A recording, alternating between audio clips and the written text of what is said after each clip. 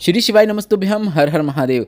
गेल gas office के बराबर में जरोली कला 6 लेन हाईवे के किनारे में फिरोजाबाद में गुरुजी पंडित प्रदीप मिश्रा जी द्वारा चंद्रेश्वर सोमेश्वर शिव महापुराण कथा शुरू हो गई है।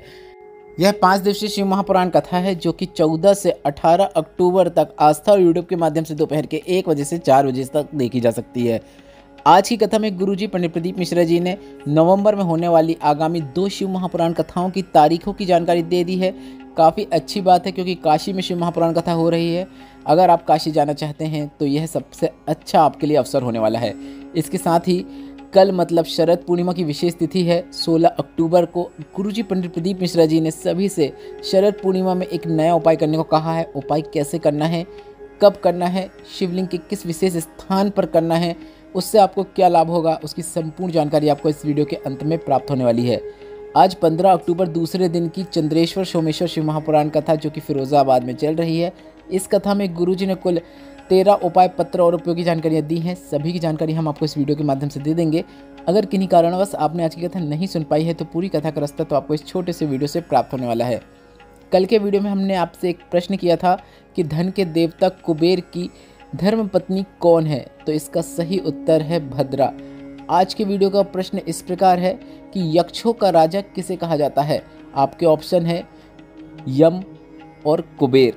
अगर आपको इस प्रश्न का उत्तर पता है तो आप अभी कमेंट बॉक्स में टाइप कर सकते हैं या फिर इस वीडियो को देखने के बाद भी कमेंट बॉक्स में टाइप कर सकते हैं अगर आपको इस प्रश्न का उत्तर मालूम है। सही उत्तर देने वालों के नाम हम आपको कल के वीडियो में अवश्य बताएंगे। बढ़ते हैं आज की कथा की पहली विशेष जानकारी की ओर। कथा शुरू होते ही गुरुजी ने कहा, मिस्त्री और गुरु एक समान है। मिस्त्री का काम है दीवार, पुल, छत बनाना। इसी तरह गुरु का भी यही कार्य है कि एक मर्यादा की दीवार बना देना जिससे पार आपको नहीं जाना है। आसक्ति, तृष्णा, अहंकार से दूर होकर अपने जीवन में भगवान की भक्ति करके परमात्मा की प्राप्ति किस प्रकार से करना है यह गुरु हमें बताते हैं। बढ़ते हैं आज की कथा की दूसरी विशेष जानकारी की ओर। गुरुजी ने कहा कि कल एक माता ने हमसे प्रश्न किया था। कौशल्या जी का प्रश्न था। उन्होंने कहा, मैंने एक नर्स हूँ, हॉस्पिटल में झाड़ू पोछा का कार्य भी करती हूँ, गंदे कपड़ों को भी उठाकर मैं एक जगह पर रख देती हूँ। कई बार मेरी सुबह की ड्यूटी रहती है और कई बार मेरी शाम की ड्यूटी रहती है। ऐसे में मैं 1 महीने में 15 बार ही शिवलिंग पर जल अर्पित कर पाती हूँ। तो क्या 15 दिन जल चढ़ाने पर महादेव मेरा 1 महीने का जल स्वीकार करेंगे? तो इस पर गुरुजी ने कहा, हाँ जी बिल्कुल करेंगे। आप तो अगर एक दिन भी पूरे दिल से, पूरे विश्वास से, निर्मल भाव से जल चढ़ा रहे हैं, बाकी के दिन आप हॉस्पिटल में सेवा कर रही हैं, तो भी महादेव उसे स्वीकार करते हैं और आपको उसका फल की प्राप्ति अवश्य होती है। बढ़ते हैं आज की कथा की तीसरी विशेष जानकारी की ओर। ब्रज सुंदरी यादव जी पत्र लेकर आई जिसमें लिखा, मेरे बेटे ने परीक्षा दिया, उसका आर्मी में चयन नहीं हुआ, वह हार गया। मैंने मेरे बेटे को मंदिर में जाने को कहा, वह मेरे कहने पे मंदिर जाना शुरू किया। उसने आपकी कथा कभी नहीं सुनी थी। उसने मुझसे कहा कि मैं ऐसा क्यों कह रही हूँ मंदिर में जाकर जल चढ़ाने को, तो मैंने आपके बारे में बताया। उसने आपकी कथा सुनी और उसका मन लग गया। पंडाल में बैठकर उसने एक दिन की कथा भी सुनी। कुबरेश्वर धाम से कंकड़ रूपी शंकर का पूजन करके भी आ गया। बेटे ने 4 गुना अधिक मेहनत करना शुरू किया, शारीरिक मेहनत भी की। बाबा की कृपा से मेरा बेटा लेफ्टिनेंट ऑफिसर बन गया है। उसी का आभार व्यक्त करने हम कथा पंडाल में आए हैं। बढ़ते हैं आज की कथा की चौथी विशेष जानकारी की ओर। गुरुजी ने कहा, हाथ की अंगूठी के कई नगीने आपने बदल कर देख लिए पर भी अगर आपको लाभ नहीं हुआ है तो उसी हाथ से आपको भोलेनाथ के नज़दीक जाकर 1 लोटा जल चढ़ाना शुरू कर देना है। भोलेनाथ की कृपा आपको निश्चित प्राप्त होगी। बढ़ते हैं आज की कथा की 5वीं विशेष जानकारी की ओर। गुरुजी ने कहा, इस दीपावली में आपको अपने घर में मुख्य द्वार में श्री शिवाय नमस्तुभ्यम लिख देना है। 6 माह तक लिखे रहने दीजिए। अगर आपके ऊपर कोई विपत्ति भी आने वाली है तो वह भी आप तक नहीं पहुंच पाएगी या फिर उसका प्रभाव कम हो जाता है। 1000 अश्वमेघ यज्ञ करने का जो फल प्राप्त होता है वह फल श्री शिवाय नमस्तुभ्यम मंत्र का जाप करने वाले के मुख का दर्शन करने से प्राप्त हो जाता है। ऐसा आपको शिव महापुराण के विद्येश्वर संहिता में देखने को मिल जाएगा। बढ़ते हैं आज की कथा की 6वीं विशेष जानकारी की ओर। गुरुजी ने बताया, जब कभी आप सीहोर कुबरेश्वर धाम में शिव महापुराण कथा लेने आते हैं तो हम आपको बताते हैं कि शिव भक्तों का सैलाब आएगा। शिव भक्तों के लिए आपको 4 गुना अधिक व्यवस्था करनी होगी क्योंकि बहुत अधिक मात्रा में शिव भक्त आकर रुकते हैं। भोजन की व्यवस्था भी आपको 4 गुना अधिक करनी होगी। टेंट की व्यवस्था भी आपको 4 गुना अधिक करनी होगी। तो जजमान बोलते हैं, हमने ऐसी कई कथाएं कराई हैं, ऐसी जोरदार व्यवस्था करेंगे कि आप देखते रह जाएंगे। इसके बाद गुरुजी ने कहा, दिख रहा है सब। फिरोजाबाद में शायद गुरुजी पंडित प्रदीप मिश्रा जी को दिख रहा है कि शिव भक्तों के लिए पर्याप्त व्यवस्था नहीं की गई है, इसलिए गुरुजी व्यवस्थाओं से निराश हैं। और इस कथा में गुरुजी ने यह भी बताया था कि महिलाओं के लिए वॉशरूम की भी व्यवस्था सही से नहीं है, जिसे सही करने की आवश्यकता है, जिसके कारण ही शायद आज गुरुजी ने ऐसा कहा है और गुरुजी निराश हुए हैं।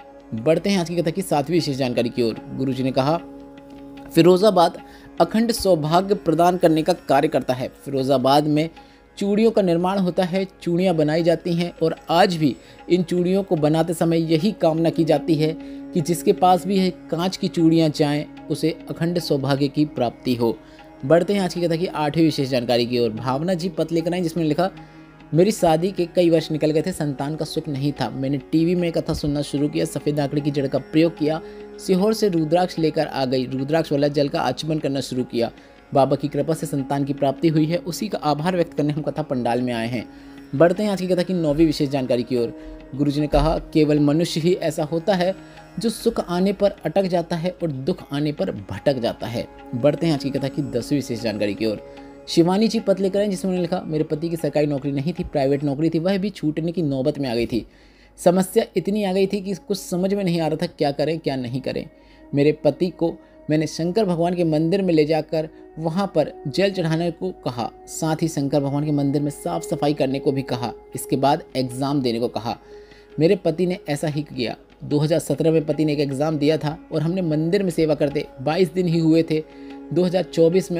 2017 में दी गई एग्ज़ाम का रिजल्ट आया, ज्वाइनिंग लेटर पति का आ गया, पति सरकारी शिक्षक बन गए हैं, उसी का आभार व्यक्त करने हम कथा पंडाल में आए हैं। बढ़ते हैं आज की कथा की 11वीं विशेष जानकारी की ओर। गर्गी जी पत्र लेकर आए, जिसमें लिखा, मेरे भाई ने 10 साल से एग्ज़ाम दे रहा था सरकारी नौकरी का, पर उसकी कहीं पर नौकरी नहीं लग रही थी। भाई हार गया था, पर मैंने कहा, सिहोर वाले महाराज कहते हैं 4 गुना अधिक मेहनत करो, शिव पर विश्वास रखो और फिर एग्ज़ाम दो। मेरे भाई ने मेरी बात सुनी, अधिक पढ़ाई की और साथ ही उसने कोसी कला की कथा एक दिन में पंडाल में बैठकर सुनी। इसके बाद एग्ज़ाम देने से पहले बेलपत्र की बीच वाली पत्ती में शहद लगाकर उस बेलपत्र को शिवलिंग पर चिपकाते हुए एग्ज़ाम दिया। आज मेरा भाई पंजाब नेशनल बैंक में ऑफिसर के पद में चयनित हो गया है, उसी का आभार व्यक्त करने हम कथा पंडाल में आए हैं। बढ़ते हैं आज की कथा की 12वीं विशेष जानकारी की ओर। गुरुजी ने बताया, 20 से 26 नवंबर तक सतुआ बाबा के मार्गदर्शन पर विठलेश्वर सेवा समिति के द्वारा काशी वाराणसी में शिव महापुराण कथा होगी। यह 7 दिवसीय शिव महापुराण कथा होगी और इस कथा का कोई जजमान बनना चाहता है तो वह कुबरेश्वर धाम में आकर संपर्क कर सकता है। अगर ऐसे आप काशी नहीं आ सकते हैं तो शिव महापुराण कथा का शुभ अवसर है, ऐसे अवसर पर आप काशी अवश्य पधारें। इसके साथ ही आज गुरुजी ने एक और शिव महापुराण कथा की जानकारी देते हुए कहा, 11 से 17 नवंबर तक बीसलपुर रोड, रूपपुर कृपा, पीलीभीत, उत्तर प्रदेश में शिव महापुराण कथा होगी। बढ़ते हैं आज की कथा की 13वीं विशेष जानकारी की ओर। मालती जी पत्र लेकर आई, जिसमें लिखा, मेरे गले में बीमारी हो गई, जिसके कारण मैं बहुत कष्ट में रहती थी, खा भी नहीं पाती थी, ना ही अच्छे से बोल पाती थी। डॉक्टर को जांच कराया तो डॉक्टर ने 4th स्टेज का कैंसर बोल दिया।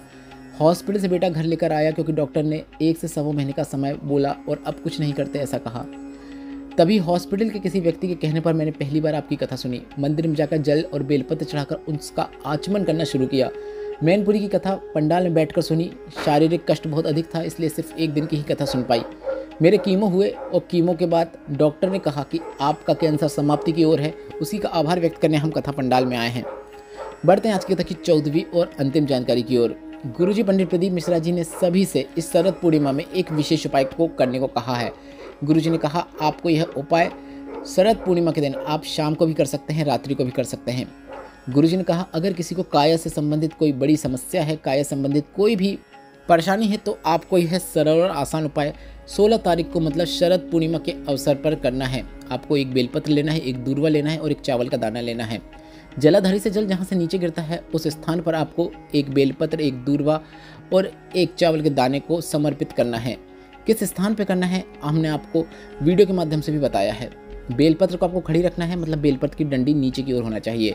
दूर्वा का भाग ऊपर की ओर होना चाहिए, मतलब दूर्वा की भी डंडी नीचे की ओर होना चाहिए। इसके साथ ही आपको तीनों चीज़ मतलब चावल के दाने के साथ बेलपत्र, दूर्वा और चावल का दाना इस स्थान पर चिपका देना है, अर्पित कर देना है। इसके बाद सोमेश्वर महादेव का नाम स्मरण करते हुए श्री शिवाय नमस्तुभ्यम बोलते हुए आपको अपने रोग का स्मरण करते हुए बाबा से प्रार्थना कर लेना है। बेलपत्र और दूर्वा प्राप्त करके आपको एक कटोरी में ले आना है। इसके बाद आप चाहो तो भोलेनाथ के मंदिर में एक कलश जल अर्पित कर सकते हैं, पर शाम का समय रहेगा तो अगर ना भी करें तो भी चलेगा। घर आ जाएं, दूर्वा को आप रात्रि के समय जिस दिन मतलब 16 अक्टूबर को ही चबा चबा कर खा लें। बेलपत्र को अगली सुबह ब्रश करने के बाद, नहाने के बाद आप उसे खाना खाने के पहले बेलपत्र को भी चबा चबा कर खा सकते हैं। गुरुजी ने कहा लाभ जरूर देखने को मिलेगा। आप 15 दिन बाद फिर से जांच कराइएगा, आपको उसमें अंतर अवश्य देखने को मिलेगा। इसके साथ ही हम आपको बता दें अगली शिव महापुराण कथा 4 से 8 नवंबर तक IMT ground sector number 66 Faridabad Haryana में होने वाली है। यह नवंबर माह की पहली शिव महापुराण कथा होगी। इस वीडियो में बताए गए उपाय से संबंधित कोई प्रश्न है तो वे प्रश्न आप कमेंट बॉक्स के जरिए पूछ सकते हैं। मेरे द्वारा दी गई जानकारी अगर आपको थोड़ी सी भी उपयोगी लगी तो वीडियो को लाइक करके कमेंट बॉक्स में हर हर महादेव टाइप कीजिएगा। श्री शिवाय नमस्तुभ्यम। हर हर महादेव।